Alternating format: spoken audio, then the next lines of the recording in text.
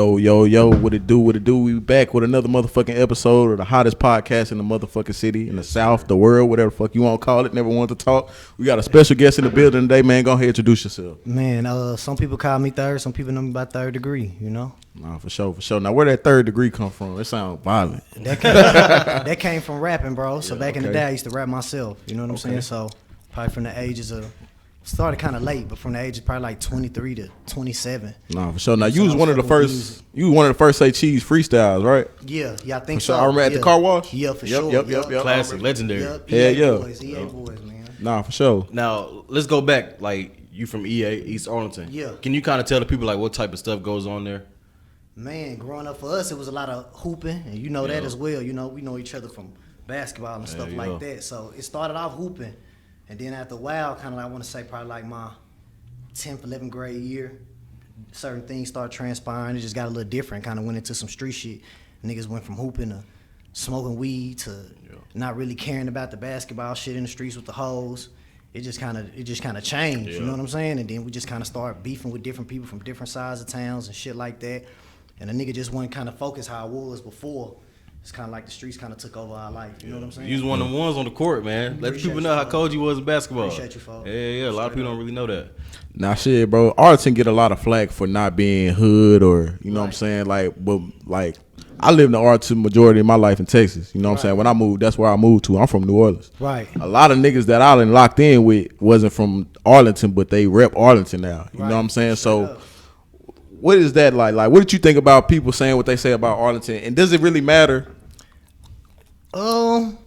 It never really bothered us because at the end of the day, you know, like the stadium, when it came down to like the stadium days, you had Dallas, you had Fort Worth, you had all this going on. So we always held our own on the East. You feel me? Like on the East, we always held our own outside.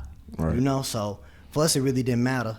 And it was a melting pot too. Arlington, a melting pot. You'll have people move from Arkansas, like you say, New Orleans. You'll have people move from all these different places. You know what I'm saying? Chicago. Like that's where I moved from. So it was like it was a melting pot. So we all lived in Arlington, but all my partners on the East none of us was born in Memorial Hospital. Right. You know what I'm saying? Right. I was born in Cook County. You know what I'm saying? That's one of the roughest jails in Chicago, but it's also a hospital area too. It's like a whole little branch of things. So it's a lot. East Arlington came with a lot, you know? Yeah. More of original Arlington would be like Martin, you know what I'm saying? Or West Side shit like that, you know what I'm saying? For sure. But on the East, it was a melting pot of a bunch of shit. So you could catch anybody, get anything on the East. No, for sure. Now, what got you into like the music scene? Like, what got you into rapping initially? Man, what got me into rapping, bro? It always was something I did all my life. Like with my grandma in the house and shit like that, I always did music, like fuck with music, but I guess after basketball, that's why I say I kind of started late. After being in the streets for a while, it just transitioned from basketball to, well, fuck it, what I'm going to do next? And ain't shit else to do.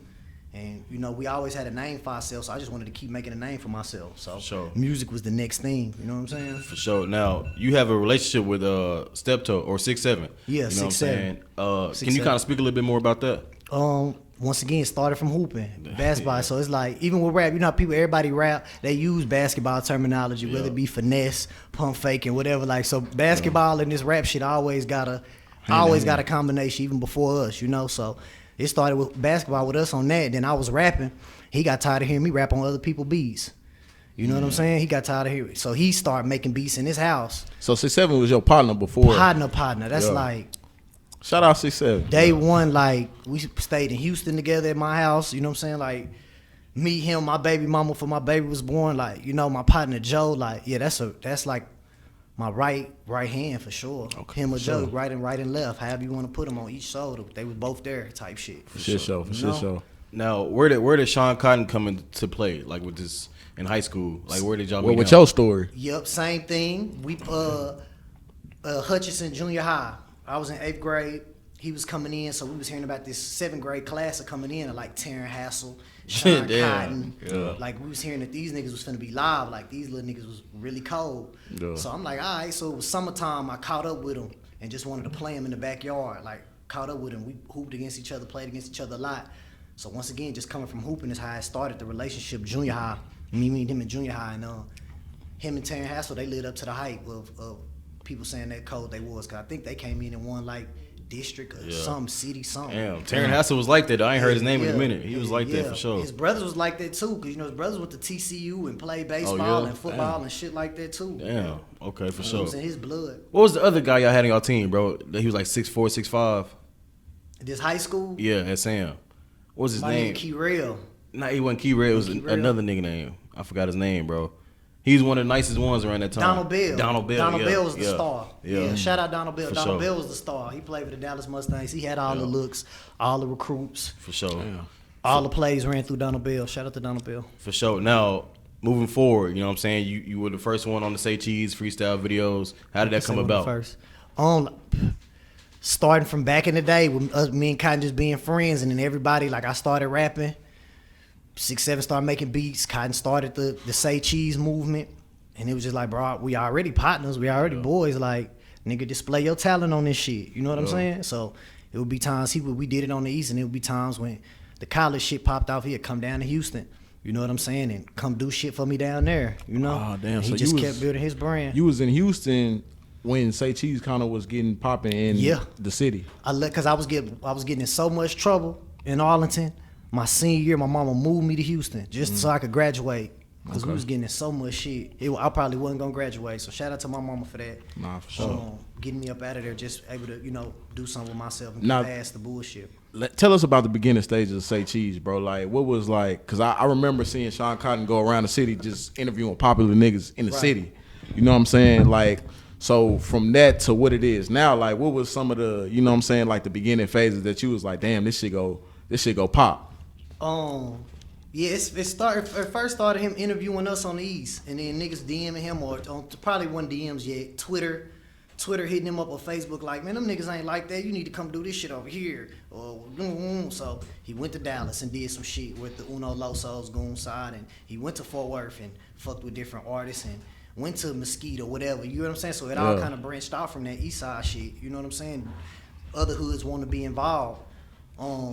And then from there, he started going out of town. I think St. Louis was like one of his first markets he went into. I started meeting a lot of people from St. Louis through him when he would bring them to the city. But when I knew it was really on is when he made it to Chicago and he did that 600 Breezy interview. Yeah. When he did that shit and it just went crazy, I said, yeah, this nigga on to something now. Yeah. Damn. St. Louis was cool, but that Chicago shit a whole nother ball one. game. So Nah, he no opened that cap. door, I said, oh yeah, this nigga here finna do some big shit. Yeah. So now after that, you know what I'm saying, you got into the management game. How did that transition, like how was that adjustment for you? That shit transitioned from me kind of falling out with my hood. I love my niggas in EA, but it kind of was like kind of fell out with a lot of niggas in my neighborhood, and kind of went, to myself, and kind of was like, man, fuck that shit, bro. Come do this shit with me, bro. Come do this shit with me. You don't just gotta rap, nigga. You can find some artists too. Like, you don't just gotta do this shit. So I give bro that credit. You get what I'm saying? Like, for sure, he was like, nigga, jump in this shit with me. Him and Rahi was already like. Was this after that viral EA video? Yeah, this is after, cause I was just rapping. I was just his street partner. Like I was his partner. Like he'll come on the East, cause I stayed in the Windspring apartments. You know what I'm saying, and shit like that. So he'll pull up in that pink thing before it was pink. He pull up in that iRocket like just to come kick it with me, just to be like, damn, what's going on the East? What niggas been doing lately? What's been going on? So I just kind of keeping him updated with the hood type shit, cause he from EA too. Right. But he was doing so much shit, he just couldn't keep up with everything. And I was one of them safe spaces for him where he knew I wasn't gonna ever do no shiesty shit, no grimy shit, put him in a fucked up spot. So I was one of them people, he could come around me and see a lot of different people. Because my partner Joe was doing a lot of shit in and out my house, you know what I'm saying? So he'll run into a bunch of shit just being over there. So he was able to stay in touch with the hood, like. Right. Now shit, the EA video was super viral, bro. For sure. Like that was a super viral video. You know what I'm saying? We got Splurge out of that video. We got Two Tone out of that video. That's the Honcho. second viral one. Okay, that's the years later viral. Right. Okay. That's the one I'm talking about. The young like when I'm asking you, did you start managing? Was it before or after that video? I guess it really took on more after. Yeah. But I was already kind of helping the young blood Splurge. And I didn't know what I was doing. I just was doing it, being naturally doing what I was doing, but I didn't know, like, damn, nigga, you really, like, doing some shit.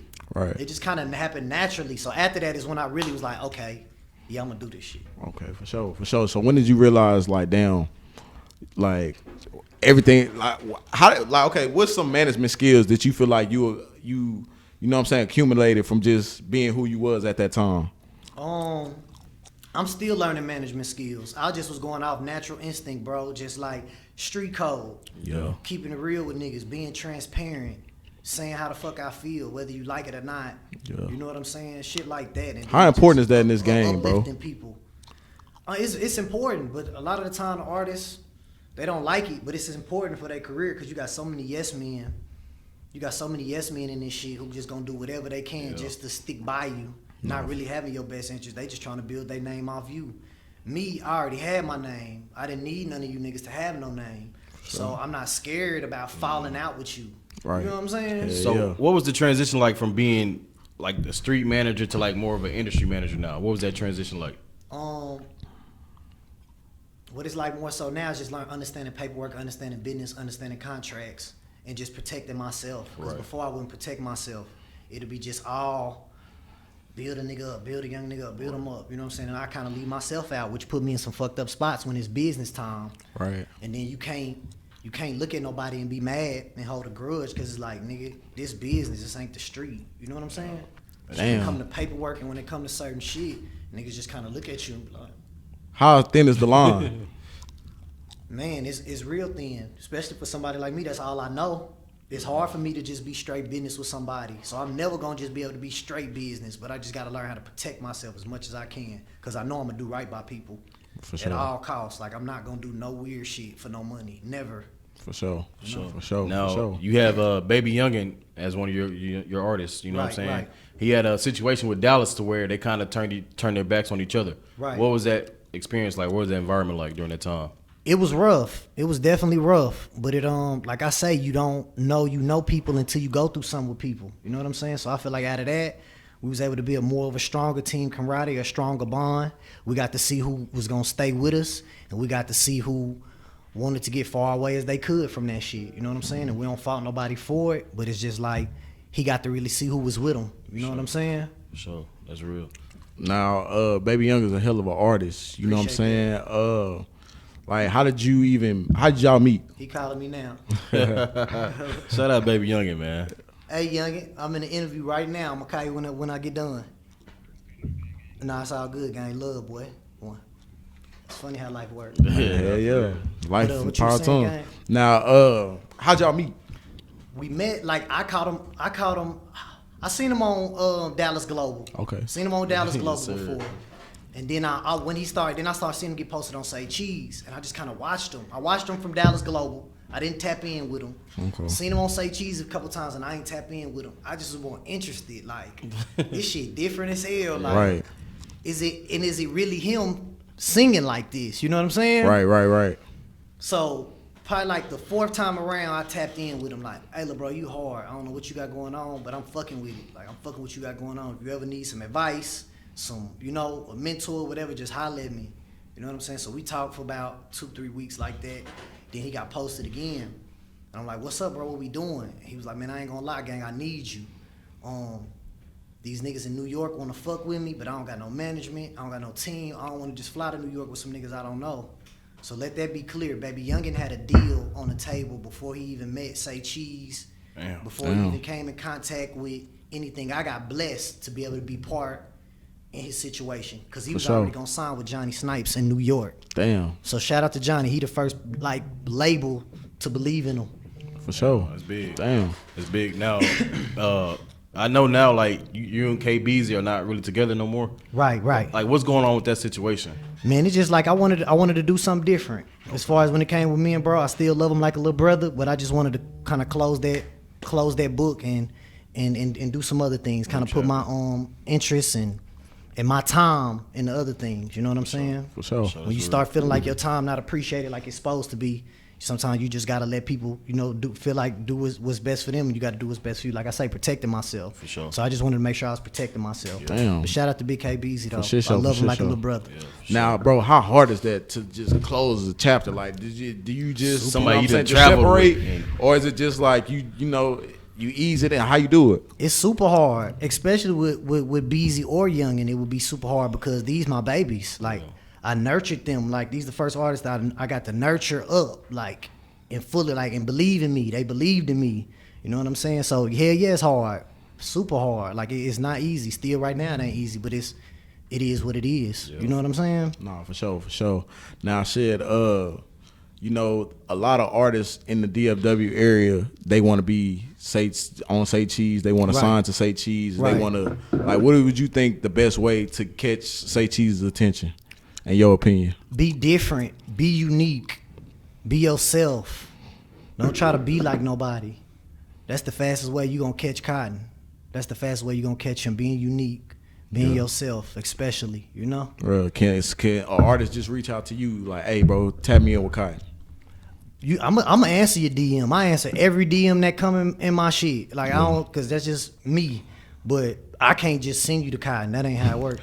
You know what I'm saying? Let them know. That ain't how it work at all. And I know people think that shit. And sometimes I get I don't know what you call it. I get kind of like flack for the shit. You know what I'm saying? People think that I can do more than what I can do. I can't make a nigga like you. You know what I'm saying? Right. Like I can help you the way I can help you. I can do some consultation with you and shit like that, but he is his own man at the end of the day. Right. Now, if an artist was looking to sign with you for management, what would you be looking for in that artist?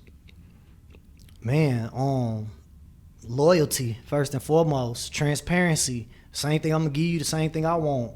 Sure. And you know, and then you gotta have it. You gotta have that swagger to yourself. You gotta be different. You gotta be a leader. You can't be no follower. Is there any artists right now you looking at like that you just like what they got going? It is. It's a few of them I like what got going on, but it's like to the point now I don't even want to speak their names. I feel you. Niggas try to jump in their bag on me. Man, I feel you. I feel you. Competing with A&R labels, all type of shit now. And I can't even go follow nobody or like a picture. Till it's locked in. It'd be that serious nowadays. Facts. Now, is it for you? Do you still have like that passion of like just finding new artists and finding like new talent? I do. It just get harder because you done seen so much. Right. It get harder to decipher like, okay, this is this and this and that's that. You know what I'm saying? Like, but an artist, to your other point, an artist I really do like coming up out of the DFW is PMG God. I tried to get that little nigga. He'll tell you. I tried to get that little nigga, but like at the same time, like certain people got other shit they want to do. So shout out PMG. He made that movie. I fuck with little PMG, and I think about him is he exciting, he refreshing, he in your face, he viral. I agree. He hard as fuck. For sure. Now with the bloggers, man, what do you think the bloggers need to do to make a better platform, in your opinion? And who your top bloggers? And then you gotta Saycheesetv is the top blogger. Yeah. Okay, for sure.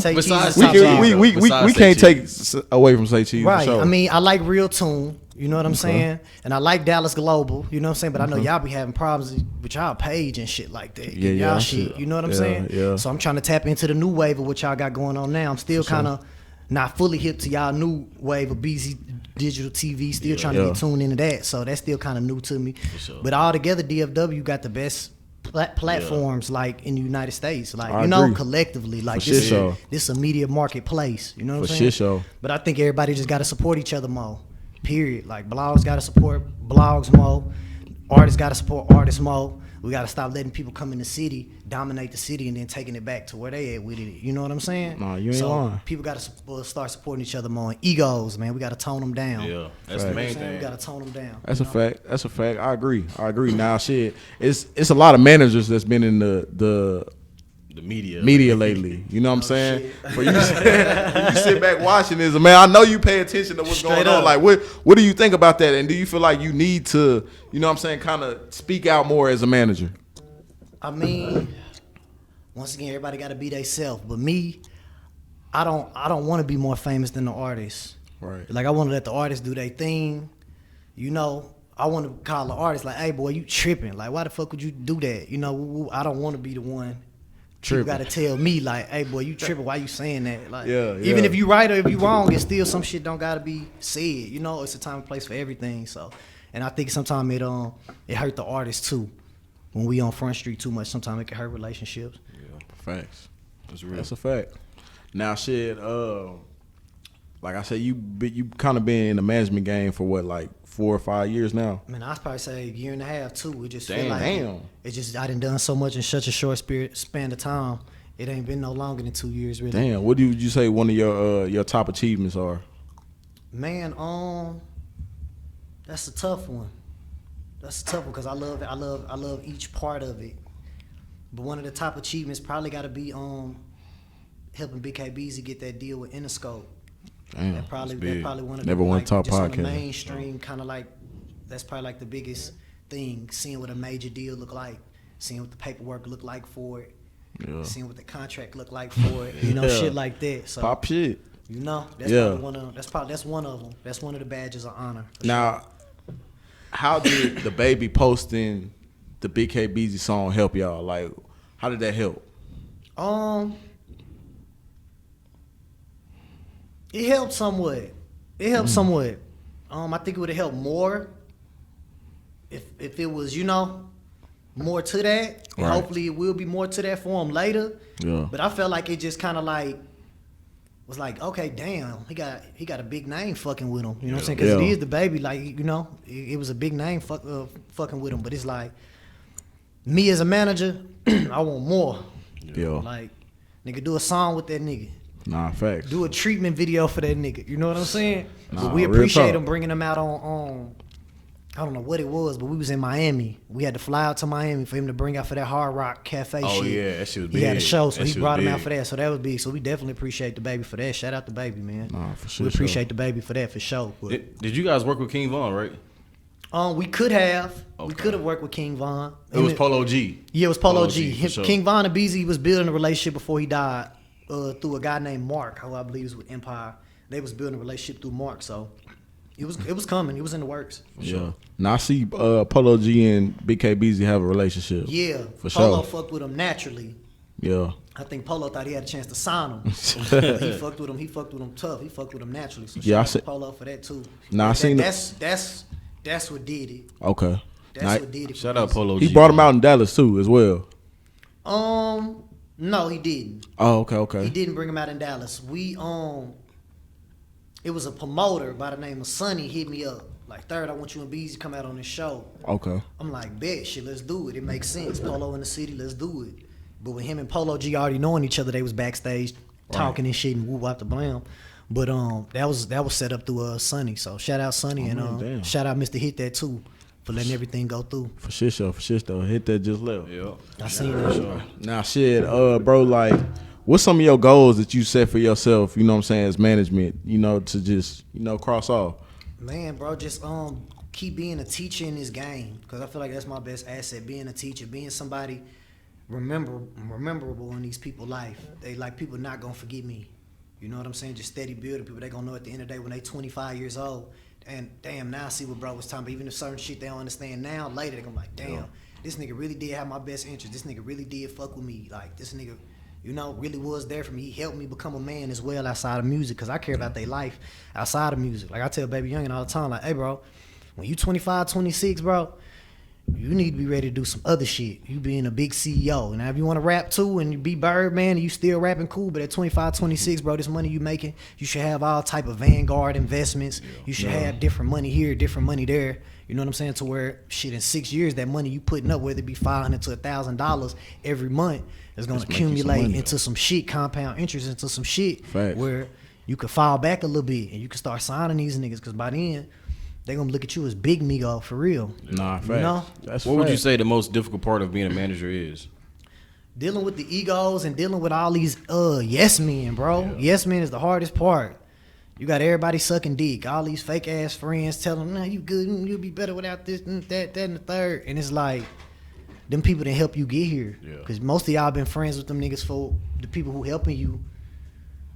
Y'all met them already. Y'all been knowing them people. Right. Y'all was all in the hood smoking weed together on the bench, not shit. Not doing shit. Yep. So when a nigga step in your life who really care about you and helping you elevate, no matter how big you getting, you supposed to take heed to what that person's saying.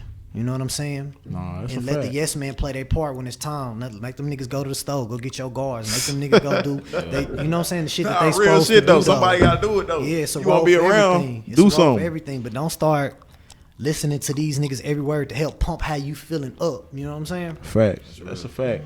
Now, how do you separate niggas from that yes man? It's hard, bro. It's super hard. It's super hard. I ain't really found a way how to do it yet. I ain't gonna lie to Real you. talk. I ain't gonna lie to you, man. It's just I guess I just gotta keep progressing myself.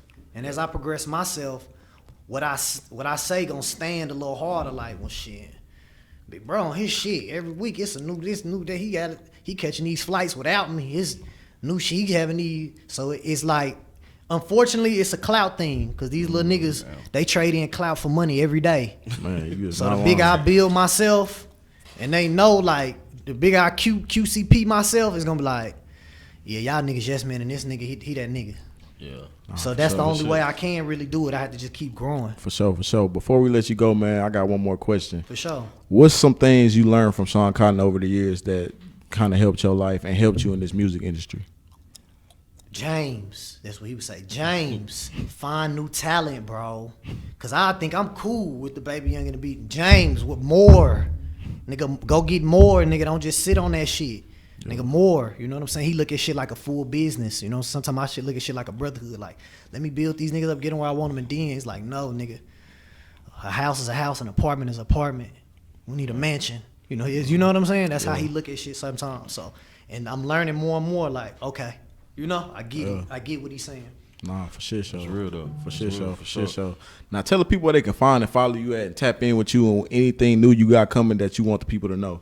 Man, y'all can find me at 3rd Degree _RRR, which is triple R. As I said, that's the brand we built. So that's where y'all can find me at on Instagram, Twitter, shit, all that. That's pretty much where I'm at. Instagram and Twitter, but mainly Instagram. Hit that DM. I'm gonna answer my DM.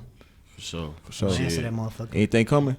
Man, just more traveling, more albums coming out, and just more talent on the way. So that's just what's coming for the new year. Hey man, we appreciate you for stopping by, man. I appreciate y'all for having me, Sure. bro. And first and foremost, I should have said this at the beginning of the interview.